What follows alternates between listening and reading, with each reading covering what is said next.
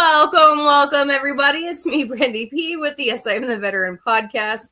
And I am thrilled to have my co-host on with me once again, Miss Amelia Peacock from the Sentinel Collective and the 60 award-winning filmmaker, the always amazing Miss Pacific Sour. How are you ladies doing? Fantastic. Hand to God, I'm not trying to play that old intro, but it keeps playing and I feel like low-key I'm not mad, but I should stop. But like, you're gonna have to rename the files. I'll help you with that. I'm gonna have to. I already had like someone redo it, and anyways, I just like that intro. I don't know. It is not intentional. I promise. But so lots been going on since the last time we had a podcast. I'm so proud of both of you ladies. Amelia, you just graduated as well. Did you want to talk about that? Yeah, thank you. I'm really excited. It was an amazing opportunity. I graduated from Dog Tag Bakery and Georgetown University through their Dog Tag Fellowship program, which is an entrepreneurial program that's developed through both Dog Tag and a lot of their partners. Gives some really amazing insight, opportunity, and I am so very grateful that I had the opportunity to be a part of it because it's really helped me identify and align a lot. It's a really great opportunity. So if anyone is interested, please feel free to reach out. I would love to chat with you about it. I know that they just completed and they're about to speak or share who they are choosing for the next cohort coming up. And so I'm very excited. But any future cohorts, keep your eyes out because it's an amazing opportunity and a lot of learning, a lot of pushing yourself, and totally worth it. And thank you so much for letting me share that because I'm really excited about it. I'm so proud of you. And that's not an easy class. And was that more like about management or like leadership or entrepreneurship? It's all of it. It's through Dog Tag side. You have a lot of self-care. You have wellness. You have mental health, like aspects. So not specifically mental health. We did a lot of yoga, a lot of mindfulness, a lot of other aspects. We had capstone. We had finding your voice stories where you're learning a lot about yourself and being able to really evaluate and assess. And then on the other side from Georgetown, we were going through a master's degree level program, which provides you with a certificate of business administration upon completion. Okay. And really guides you through the different aspects of business that you may or may not have been aware of and gives you some opportunities to really dig in, do some research and really get some good footing for where you want to be and what you're looking to do. And so it was really an amazing opportunity, very eye-opening. And gosh, that's where I've been these last 5 months if you haven't seen me. Yeah, she's definitely every day in class. She's like, I'm in class. Like, we're not doing stuff, I'm in class. So, I definitely try to support people, on their collegiate journey or just learning a new skill or a trade. And so I'm so thankful that we got to see her from start to finish doing her course. I'm super excited. And I'm also super excited for Pacifica. Do you want to talk a little bit about like all like the baddie stuff that you're doing? Because I just saw this recently. Oh yeah, we won the gold Telly Award, which is awesome. I've got tons of Telly Awards, but not a gold one. Like the gold one is the hardest one to get. I have lots of them. I have silver ones. She finally has a gold one. Dexter's saying congrats. Well, but no, there are over 15,000 entries to the Telly Awards. So, wow, only 3% of them, yes, worldwide. So only 3% of them achieve gold. And in the documentary category, which is really difficult and oversaturated, and the competition is just outstanding. Only 34 gold trophies were awarded for documentary. So we were one of those. 34 out of 15,000. So proud of you, sis. You have such an amazing mind. So, we're happy that it's getting eyeballs. So yes, I'm happy it's getting eyeballs. Oh yeah. Hell yeah, Pacifica. I'm so excited for you. Thank you. Look at you guys doing all kinds of amazing stuff. Let me get my stuff together, dang. No, ma'am. Let's not even go there. You are doing amazing things. Always yourself. So let's give credit where credit is due, my dear. Yes, and that's what we're doing today. And so I'm so thankful that we're having the guest on that we are having today. So I've known Deb Parsons for a few years now. I really started to know her when we were both inducted into the Women in War Oral History exhibit. And she's done so much in the nonprofit world. She's done so much as a veteran advocate. She inspires and empowers so many people. So I'm so honored to bring her onto the stage now. The always amazing Miss Deb Parsons. Hey, Deb. Hi. Wow. Thank you for that introduction. Yeah, absolutely. I wanted to call you Colonel Deb because of the other Deb I work with, May's personal assistant. She's a honorary colonel. So if I accidentally call you Colonel Deb, it's not intentional. I mean, can I have that colonel retirement check too? I'm just saying. That's what I said. I'm like, if you become an honorary colonel, do they pay you as a colonel? No one's giving me an answer on this yet. Good question.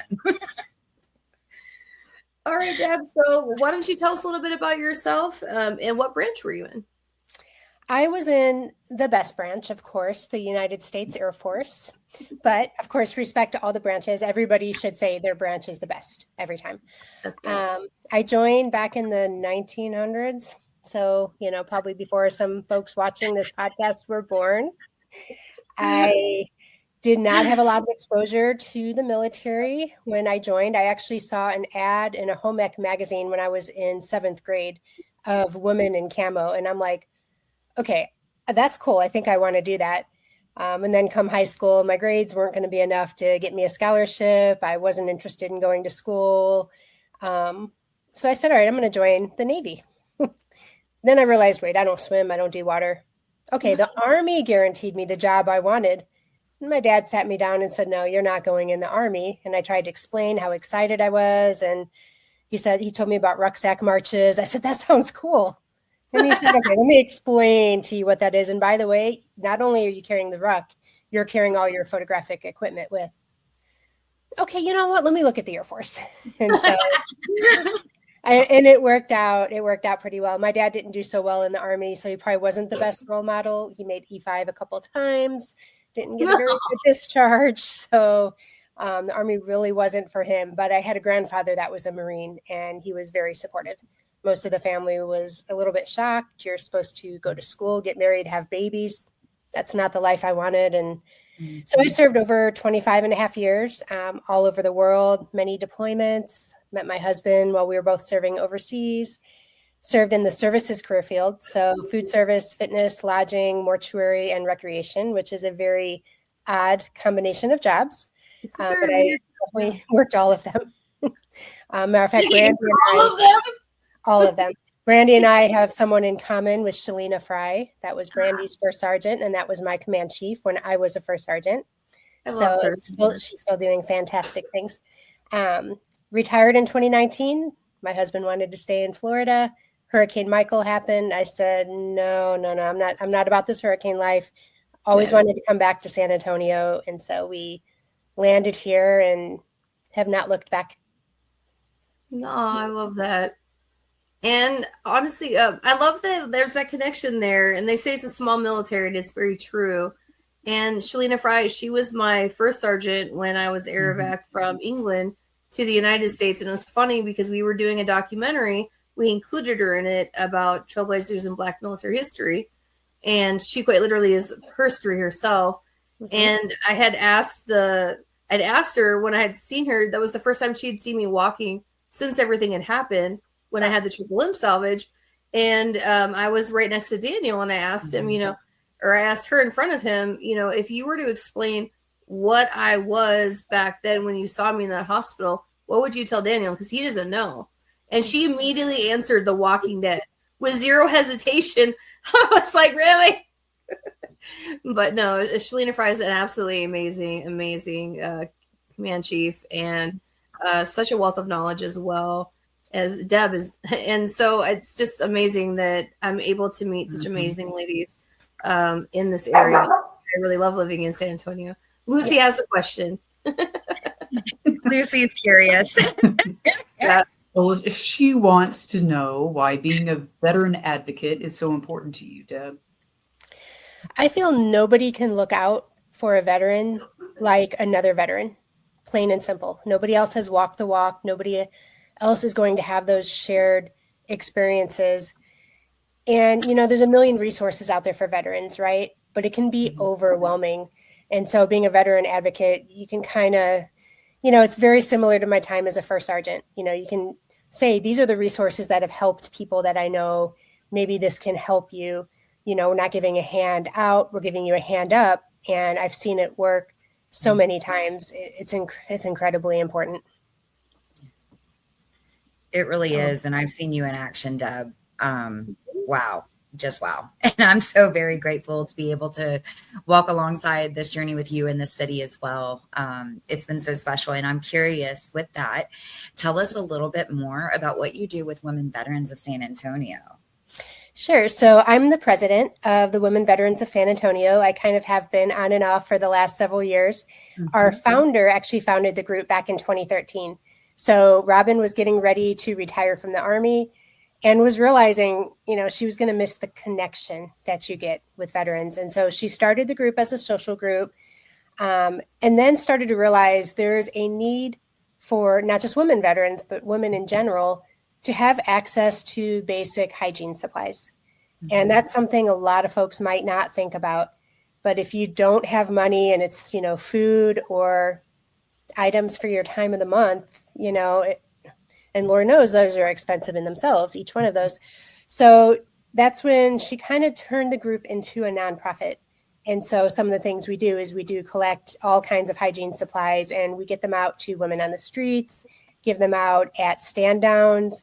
We share them with other organizations if there's a need. So if Haven for Hope has a need for some items, we'll share with them, or San Antonio Threads, which helps foster kids that are aging out of the system, as well as just kids in general that have that need. And so we collect these items and we give them out. And we also just find ways for women veterans to connect, to network, volunteer, socialize, give back to the veteran community. We may not be a mental health organization ourselves, but just being involved with any of these is such for your mental health. And I'm a testament to that. When I retired in San Antonio, I had been stationed here and I knew tons of people here, but I was very detached from the veteran community for the first several months. I just didn't have a real focus, a real direction. And I attended the Texas Women Veterans Day event outside in June at Comanche Park and realized, okay, I feel like this is my tribe. This is where I belong. And so began getting more involved. And then when Robin said she was moving back home to Mississippi, I said, well, I'll do whatever it takes to keep the group going, thinking, treasurer, vice president. The next thing I knew, I was president. But it has been an amazing journey, and just being surrounded by such fantastic people. And y'all see us everywhere in the community. On Sunday, we were putting flags in front of the gravestones at Fort Sam Houston National Cemetery. We have our quarterly birthday lunch this Saturday. So we do a little bit of everything, and we try to find activities that will appeal, whether it be different parts of town or different types of activities, to all of our members. So we have right now about 190 active members, plus thousands that follow us on social media and LinkedIn. Yes. I love that. Outstanding. Yeah. It's so important getting women together, and especially women veterans in general, because we tend to scatter to the winds after our service. Mm-hmm. And so, that sense of camaraderie, it's important to us as well as our brothers. Mm-hmm. I think it's more important. I have to agree. I was trying to be political, but yes, I agree. So what kind of programs do you offer specifically through WVSA? Sure. So again, not mental health, but we can refer you to different mental health organizations, and there's a plethora of them in San Antonio. Getting women together to do a wine bus every year. I love that. We also collect gift cards. Our budget's pretty small. We are a grassroots organization, but right now food insecurity is a huge issue. And so we have really generous donors that give us gift cards to HEB and to Walmart. And so if we run across a women veteran, and especially a women veteran and her family, then we will find a way to get the gift card to them to help them, have the basic needs in their house, have food in their pantry. And so that's one of the main things we do, along with providing the hygiene supplies. But in general, just getting the word out there. It's 2026. We're in San Antonio. We're in Military City, USA. we have to remind people that we served too. And that's actually on the back of all of our t-shirts. Mm-hmm. You know, Brandy, I tell the story all the time that you told me about Home Depot, just as an example of how, you know, people just see a woman and they assume, oh, your husband served. Well, yeah, actually my husband did serve, but we served too. You know, don't always assume when you see a male and a female and they're wearing their military gear and their shirts and their hats and their swag, that it's all because of the male. And so we all run across this. I ran across this, you know, on permissive not permissive TDY, but I was retiring from the military, but I was still on active duty, drove in through one of the JBSA gates. I'm Air Force, Security Forces Air Force member at the gate. We both handed over our IDs. My husband by this point had a nice salt and pepper beard going, so you can tell he's not currently serving. Mm-hmm. Took our IDs, handed them to me, leaned into him and said, "Thanks for your service, Chief." And we just drove away both going, wait, did that really happen? You know, my husband wasn't a chief, but he did serve. He did do his 20 years. Yeah. That was the assumption from somebody from my own branch of service. And women run into this all the time, be it at the VA, just be it at, you know, Home Depot or Lowe's using the veteran parking. Mm-hmm. We want to, you know, get our message out there that it's not just the guys that served. Yeah, that's literally why the podcast was named what it was. You're very right. I had parked and someone, I was in a DV, had my DV plates on in the handicapped space. I had all my stuff, and a woman literally tried pulling me out of my car, and she said, "You know, you didn't serve, and you don't look disabled to me. You need to move." And I was like, first of all, I am the veteran. I was like, "This is why you're not sleeping tonight." And she like pulled my pant leg up, and she was like, "Oh, you're like eyes like this." I was like, "Yes, I am the veteran," and you know, don't assume. You know, it was very awkward after that, but I didn't care because I was upset because it was in front of my daughter, and you know, it was something I didn't expect to have to prove. And unfortunately, you know, being disabled and a veteran, I feel sometimes people feel that you have to prove it, and it's sad that, you know, our brothers don't always go through the same issues. Which I'm sure that there are issues in general, but I feel like as a woman, especially if you're younger age, you tend to get targeted more, unfortunately. Mm-hmm. Well, and here's the problem, you know, with those assumptions. And I totally forgot where I was going to go with that train of thought, but it's just really important to realize that, okay, here's where I was going to go. A lot of women that are veterans do not see themselves as veterans, and it's because of attitudes like that. Or they've been told, sometimes by their own husbands who they served with, well, you're not a veteran, you didn't serve overseas. But you don't go up to a male veteran and go, oh, you didn't serve overseas, so you're not a veteran. You don't hear of that happening, but it happens to women veterans all the time. Mm-hmm. And it's just unacceptable, and especially in this city in this day and age. Yes, I agree.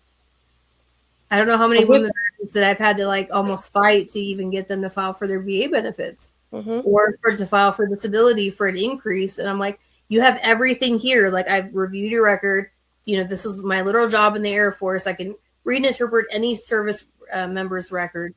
You know, I'm telling you, take this here. You have a valid case, you know, and people will fight you like a wet cat. And, you know, like, you end up going, bet me. The worst thing they'll tell you is no. But if they tell you yes, it could change your life.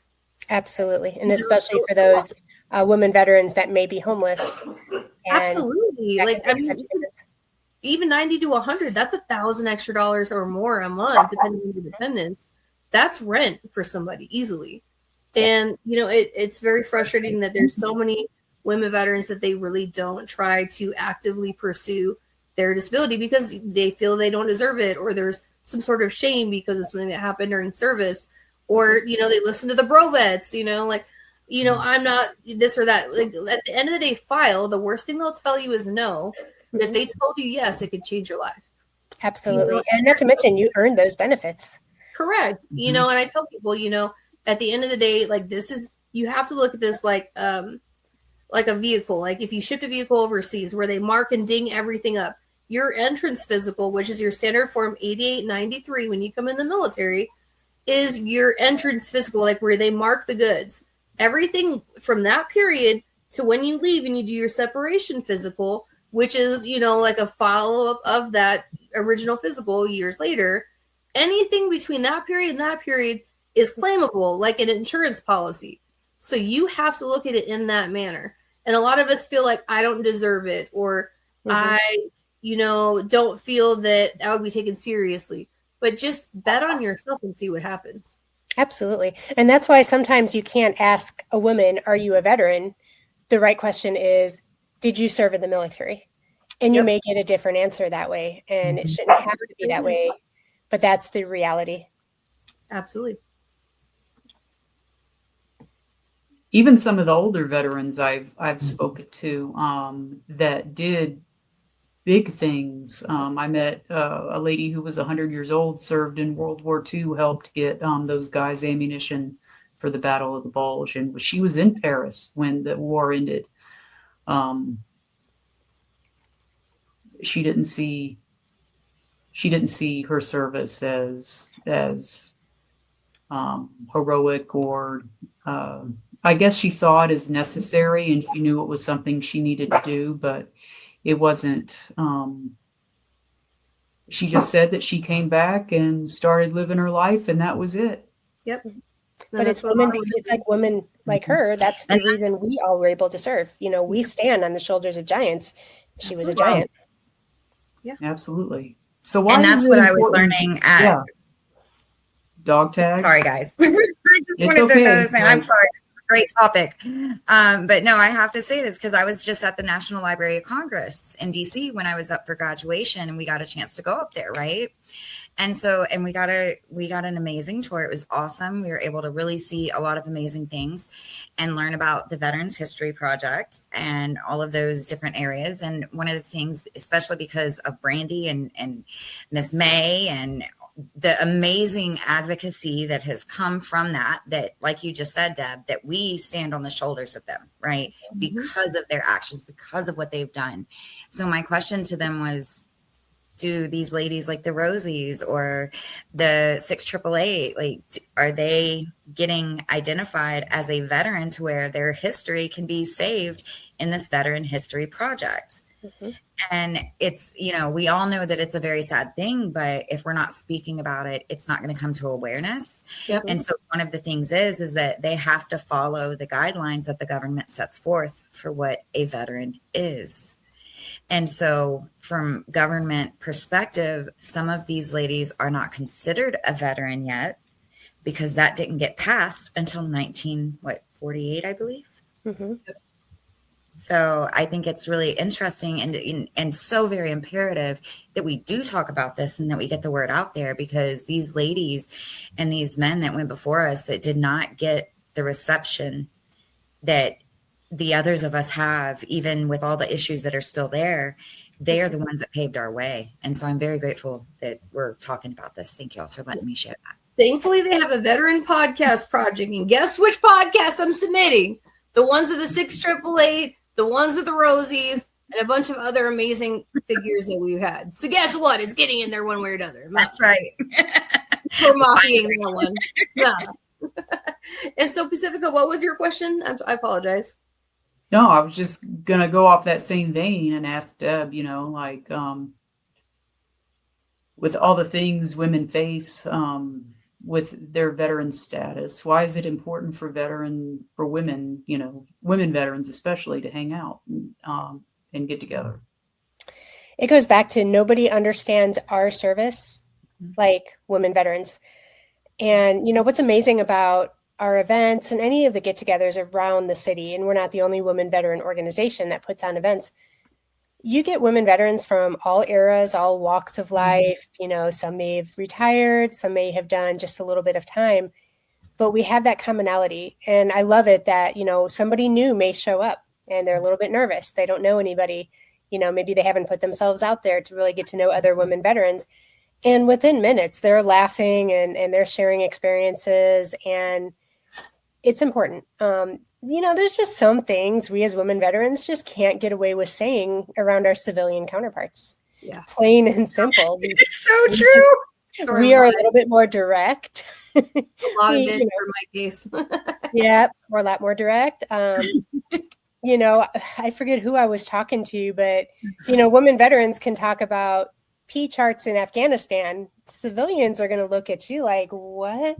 Well, yeah, the color of your pee. That's how you know if you're drinking enough water. Yep. You say that around the wrong crowd and it's just going to go right over their head. But you get around women veterans and, oh, yeah, I remember that.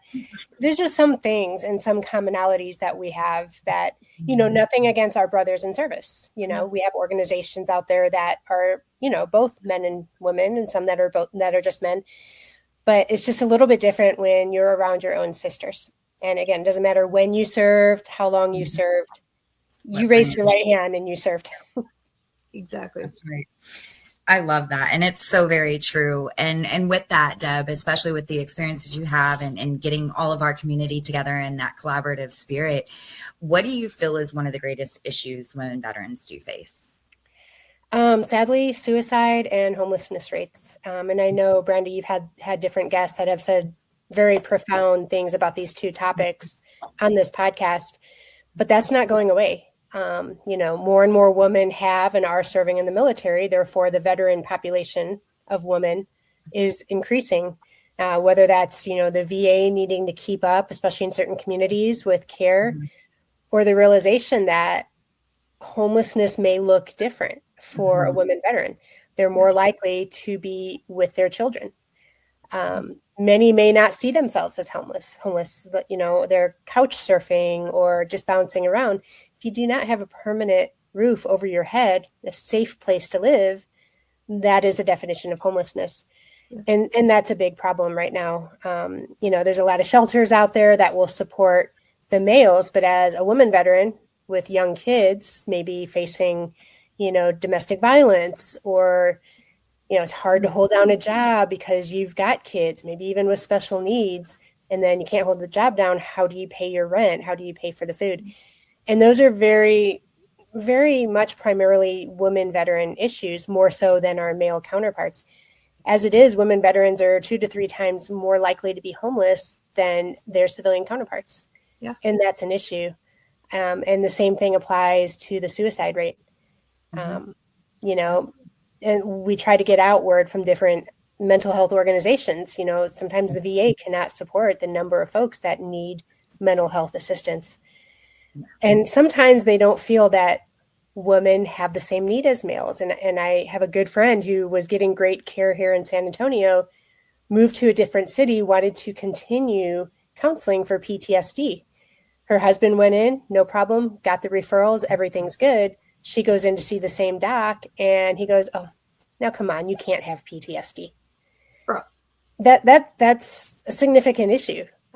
We serve right alongside our brothers. And not to mention, you've got the PTSD from MST, not just from military service in itself. That's a problem. That's a big problem. So, getting the word out about organizations, Pink Berets being one of them, Grace After Fire does some, stuff with mental health, getting that word out there that women veterans have a safe space they can go to. Some of the hospitals out there that have the women veteran clinics specifically with separate entrances, all women working. I think that's a great initiative. It may not be for everybody, but if you need that, it's good to have that available. Absolutely. And that's the thing with women veteran homelessness in general, is that the VA does not consider couch surfing to be homeless, which for most of us would be considered unstable. But it's things like that need to change. And that way they're able to fund it. I know there's a lot of women veterans I've spoken to that because when the hood housing, they do like their counts for the night, it's always in the late evening. And a lot of women and their children, they don't feel comfortable sleeping there overnight. And so they won't even be there. And they determine funding off of these type of numbers. And a lot of these women, they don't feel comfortable because of the fact that they don't feel like the doors lock well enough. Maybe they don't lock at all. They're MST survivors. And, they're not comfortable being around a predominantly male, housed space. And, especially with your kids, you're going to be 3 times more specific with your kids, no question, if not more so. And so if you don't feel comfortable, why the hell would you put your kids there? And this is something that I'm hoping is really considered more in the future.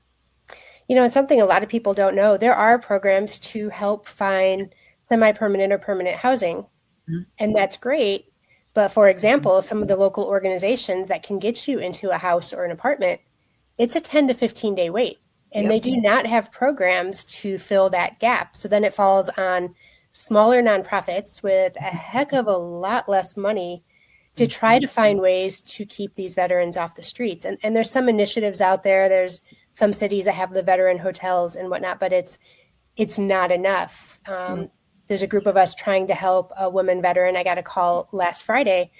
It's accepted in one of these living situations where in 10 to 15 days, she will have stable housing for her and her family. But there's no plan for that gap. And so that's when, again, they may end up on the streets, not safe, or in a shelter where they don't feel comfortable. And, these big organizations that can get you into housing don't have, say, hotels or temporary setups. They come to all of us with a lot less funding. And that's so stressful, not even for just the veteran themselves, but for the organization, because you don't want to feel that you're not able to assist a veteran. Like, I don't think any organization does. And I really wish that there were more emergency funding type organizations for situations like that, because things can happen, whether it be domestic violence, loss of a job, especially in this economy now more than ever. People need that type of immediate emergency type of response. And so tell us a bit about the work that you do with the Fort Sam Memorial Services Detachment. So I am on an all-veteran honor guard with the Fort Sam Houston Memorial Services Detachment. I didn't mess it up, yes. And Pillsbury's going to come in and say hi. What we do is we provide honors to veterans at the cemetery if the military can't or won't, for whatever reason, provide honors. And by that I mean like the 3 volleys, the holding of the flags, on occasion even folding and presenting the flag to the next of kin, and the playing of taps. And so I got involved with that organization several years ago, mostly because I was trying to find a way for my husband to connect to veterans. And we both had honor guard backgrounds. I thought this would be great. Aww. The group is, we're constantly looking for volunteers. Average age, it varies, but it's in the 70s. So you've got gentlemen out there and some women, there's only a few of us that are out there, and they're in their 70s and 80s. And they go out there, they fire the 3 volleys. They do all of the stuff. We have a bugler on my squad, which is Friday Squad. He's 84 years old, incredibly talented. And so my role on the team is whatever they need me to do. So I may be 1 week firing, 1 week marching in with the flag. And about a year ago, I started working on playing taps on the bugle because, quite frankly, live bugle is superior to the pre-recorded tinny bugle any day. So that's been something I've worked on, and I've played multiple funerals out there and different ceremonies around town. I'm also the photographer and publicist and webmaster because I don't believe in free time, I guess. Dang, Deb, you guys still being overachiever. I see how it is. Always. And then my husband serves as the adjutant. He took that on and trying to digitize and bring us into the 21st century. So it's as busy. And, we just did a Memorial Day ceremony at the cemetery this week. And then on Friday, we'll be back out there. We have 9 funerals scheduled. The most we've done has been 18 in one day. And it was over 100 degrees almost the entire day. And I believe that was after COVID. So we had a lot of catch-up funerals after COVID because for a while funerals were pretty much shut down as far as providing honors. So 18 in a day, and you've got these older gentlemen from mostly from the Vietnam War doing it. That's like a 12-hour shift at least. Just of taps. Did you have dreams of taps when you went to sleep? Sometimes, yes. What happened? Yeah, it's we all take the mission very seriously. We've all served. Again, it could be an enlistment, it could be decades. When I first joined, we did have Korean War vets, and I believe we still had a World War II vet. We've had gentlemen in their 90s, and maybe they can't lift the rifle, but they can help handle some of the updating of our numbers. Or we had a member that has been in hospice for a couple of years, and he physically couldn't do much, but he could play the fake bugle if we needed it. And he was out there for moral support, and he was also an Air Force veteran. And, just knowing that these folks, what they went through in Vietnam, which in some ways they were the greatest generation, right? Because they looked out for those of us that were GWAT. Just seeing them out there, you can't complain about, oh my gosh, it's hot, I'm tired, because they're out there every single week. performing honors, and it's really just an honor to serve with them. I love that. That's so And special. no one's buried alone. No one has to be buried alone. Exactly. Absolutely. We also do unaccompanied burials. So that's where they may have remains of several people that don't have families, and we'll do a big mass ceremony. There's also the Missing an American project that we do about once a year, where they'll find cremains from just all over Texas that didn't have family, didn't have anybody to claim them. And they will be escorted down here by the Patriot Guards, another amazing organization.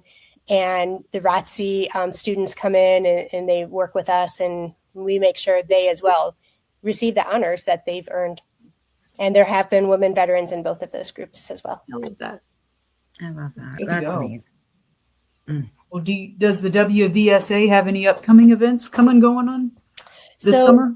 Yes, we have our big Texas Women Veterans Day event coming up on June 6th from 11 to 2 at Wayland Baptist University on Pat Booker Road. This is an event we do almost every year. We didn't do it last year, but we're back bigger and better than ever. So we'll have 40 different resource tables and vendors available. We had enough donations that we're able to provide a lunch to everybody, swag bags to the first 200 women veterans. DJ Lady J will be out there. And this event just gets bigger and bigger. So started out at Comanche Park. We tried a couple of other locations. We moved to SAC. They have a great victory center at the San Antonio College. That's huge. We outgrew that space too. So we decided to find an even bigger space and with lots of parking. And Wayland Baptist, they were very generous, and they're letting us just take over their building. And They're amazing. They're an amazing. event. So we're Floor party. And we will have a lot of women veteran organizations there, as well as just veteran organizations in general. And we have some different ones that maybe haven't been out to some of the other groups. So stuff like the UTSA Encore Band, and that's where I learned to play trumpet so that I could eventually learn to play bugle. And it's a student program, not a student, it's a veteran program. It doesn't cost any money. You can just sign up and join and pick an instrument, and you will learn how to play. And then we play in 2 concerts a year, plus any reunions or whatnot. We've also played different places. We played in the Towers, which is right outside of Fort Sam this year, and we did a concert for them. So they haven't really been out there with a table yet. So of course I said, you guys have to be here. There's so many veteran organizations that will be there, and we're super excited. And by the way, for those that, we get naysayers all the time. Well, why do women need a separate Veterans Day? That is not what this is about. So this is about back on June 12th, 1948, when women were allowed to serve in the regular military. So it's the anniversary of that date. Yep, for the first time ever. Before that, women that served in World War II, as soon as the war was over, yeah, cool, thanks, bye. It was a special exception. Yes. And so we're celebrating that. And so several years ago, Texas actually wrote it into law. And so it is June 12th of every year. So we do the event either before or after. This year, we're doing it before. And then a week later, the Women Veteran Calendar will have their gala, dining out style gala. And so there's multiple celebrations in between to honor us. But again, it's not that we say, oh, we just have a separate Veterans Day. That is not what this is about. And so I have to tactfully explain that to people every year, usually. The significance of women's history. But yes, there's always one. It's always a dude. It's never a woman that says it. Right. But yes, every year at an event, I've always heard like one wiener that has something to say about it. So yes, that answered it very politically. I'm just not. But Randy's spicy. I've heard women come up against Women Veterans Day, though. Yeah, not many, but there have been a few. And I think, just like the men that argue it, they just don't understand the significance. Exactly. It's, they feel, well, we just have one Veterans Day. Well, and we're not taking away from that Veterans Day at all. That is not the intent. It's to celebrate our service, which we weren't always allowed to serve and be recognized as veterans. And that's important. It didn't used to be like a jailable offense if you said you were a guy and served. I think back in the Civil War, it was a jailable offense. I may be wrong. But there were still people who did it and succeeded. True. And some pretty legendary units, no less. But What was I going to ask? So are like women veterans allowed to bring kids to that event, Deb? They can. It's not really designed for kids, so we won't necessarily have kids activities, but we don't want a woman veteran to miss out because she's got her kids. Bring the kids. If that means you can attend and be around your sisters in service, then of course. I love that. Yeah. I am curious. I know we've talked a lot about a lot of different things, but how can our listeners support? First of all, share our organization and other women veteran organizations, which they are definitely growing across the country, with women veterans that you know. If you don't understand our service, ask us. We will be happy to tell you. But don't disparage our service just because we're a women veteran. We are always collecting donations, hygiene supplies, gift cards, you name it, so that we can keep on our support of women veterans. And times are tough right now, so donations are down for all nonprofits, and we get that. But the need is going up. So we still have a need for any kind of hygiene item that you can think of. Just, if you see a man and woman, and just don't assume the guy, oh, you serve, thank you. My husband's great about if someone thanks him or comments on his service, pointing to me to say, hey, she served longer. She outranked me. After running into this so many times, he's a big supporter. Sometimes he's my muscle for getting supplies around for these events and picking up donations. But just don't assume that, oh, well, you must be wearing your husband's Army hat. No, women serve in the Army too. Hello. You're like, what century is this again? Exactly. I wouldn't be caught dead wearing an Army hat anyway. Like, you couldn't pay me to wear me either, Pacifica. Like, I don't care if it is my husband. I still want to do one that says retired AF. I'm still looking. Retired as fuck? Yeah. There you go. All right, Deb, that one I'm down with. So I have Air Force hats, but my favorite is this. Nice. Deb's beating me to the punch. I love it. All right, so it looks like it's time for a knowledge drop.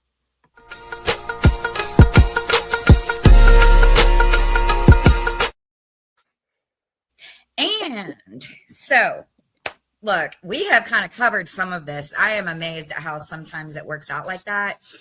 But let's talk about some things today. Okay, here's a quick knowledge drop. And this one is centered on how we move forward together, not against each other, especially when it comes to navigating the systems that are meant to support us. So we've talked about some of those today. So here's something I want us to sit with. Okay. Systems do not change on their own. People do. Every system, including the VA, is made up of policies, processes, and people. Whether we realize it or not, we are part of that system too. So if we're looking for better outcomes, we have to move from standing outside of it to engaging it more effectively. Okay. To me, that means shifting how we approach things. Dexter agrees. From frustration to clarity, right? Because I get so frustrated, but I have to be very clear when communicating.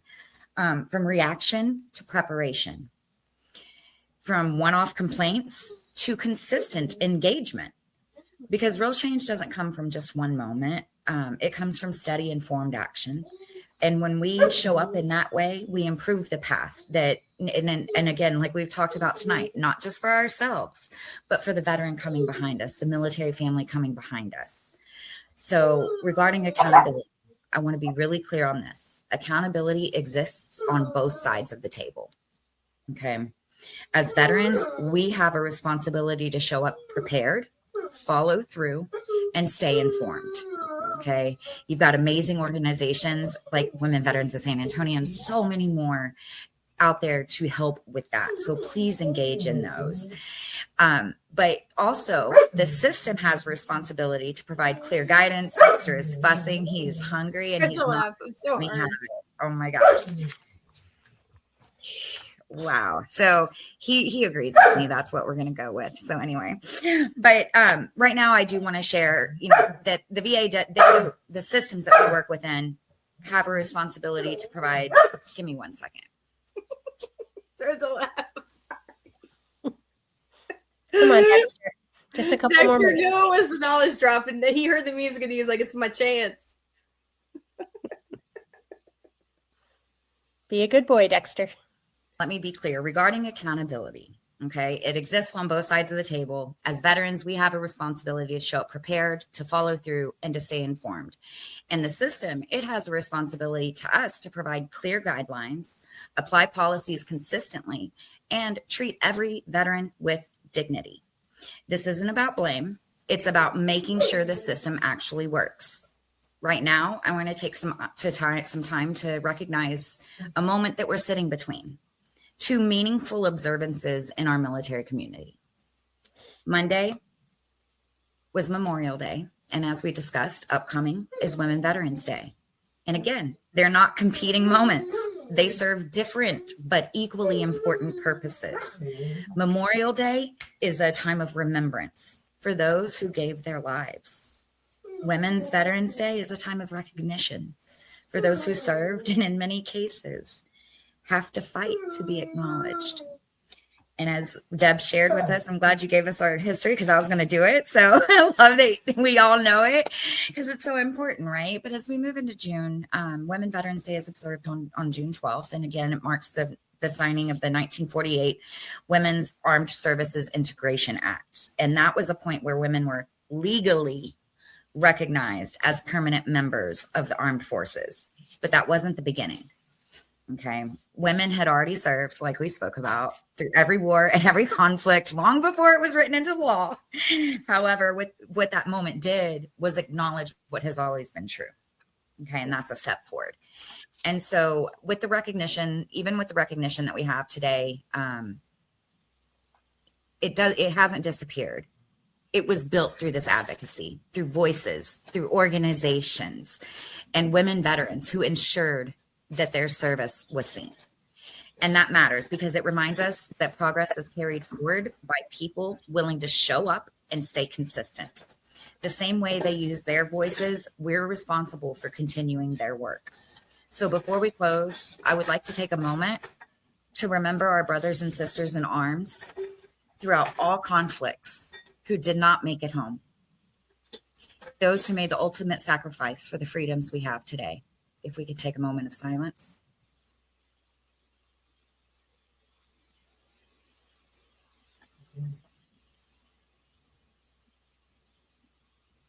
Everything we work toward exists because of them, and it's up to us to carry that forward together.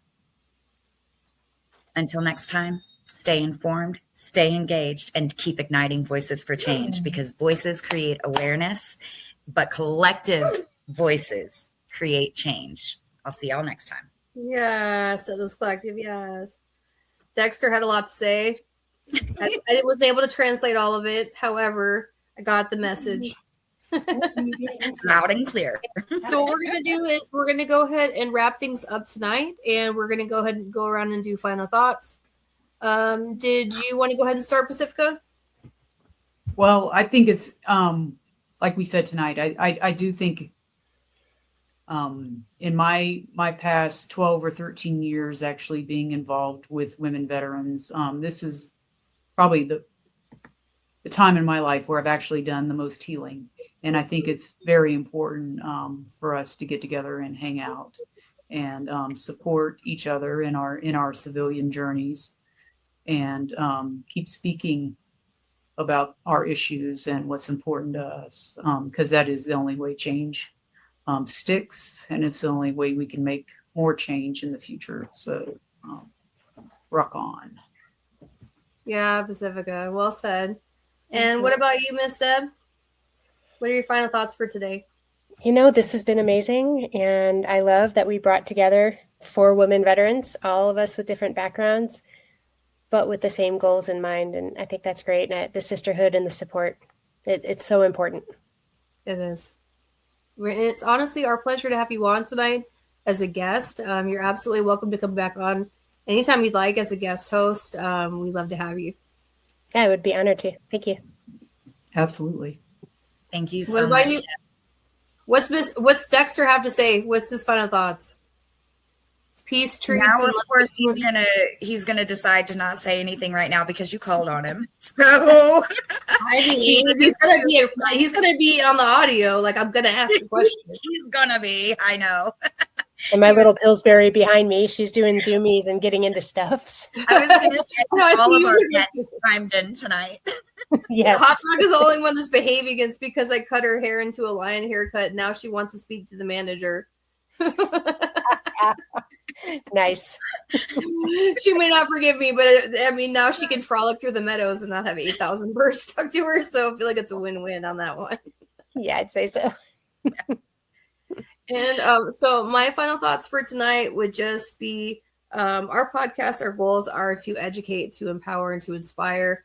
And it's always our pleasure to have on different people that embody those things. And you empower so many people with all the things you do, Deb. You have a crazy schedule and you do so much for people, whether it be for our brothers and sisters that have passed away, if it's for our sisters or brothers in need at the moment, you know, and everything that you have in your own personal life.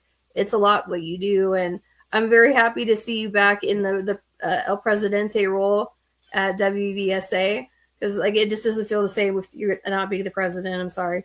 Like I love everybody, but yeah, it's not the same. But at the end of the day, you know, if you are looking out, you have issues, you're in the San Antonio area, you are a woman veteran, definitely check out WVSA. They have so many amazing events. I'm still mad I missed that dang lipstick class. It was so cool.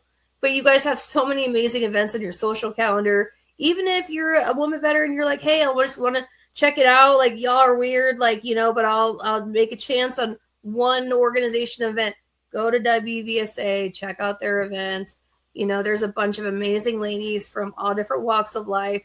And that's the best thing about being a woman veteran is that we're all totally different from each other. Like, it's not like two like exact veterans that are women. Like, no. Like, I've never come across like 2 or 3 people. We're all totally different, you know, and it's just amazing that after all we've experienced that we're still able to break bread and share experiences. And it's so nice to not have to use your civilian filter at times.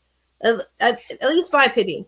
I don't like having to like overly explain or apologize. So it's always nice to have someone that understands me and to be able to do a fun event. And that's what they do quite a bit of. And they do a lot of advocacy as well. So definitely check out WVSA. And if you have any questions for us as a podcast, if you have ideas for a future podcast, reach out to us at Yes, I Am the Veteran Podcast. We're on Instagram, YouTube, Facebook, everywhere. So if you have questions, you know, just reach out to us, email us, message us, or even put in the comments a suggestion what you would like. I know some people have asked about alternative medical treatments. That could be something that we include in a future podcast, but we need to hear from you. But we will go ahead and close it up tonight. But it was our pleasure to have you on, Miss Deb. And Aurelia, take us away. Hi, I'm Aurelia. Just a reminder, smash like, hit subscribe, and click the bell. Please give me my mommy some hearts. Yay, veterans!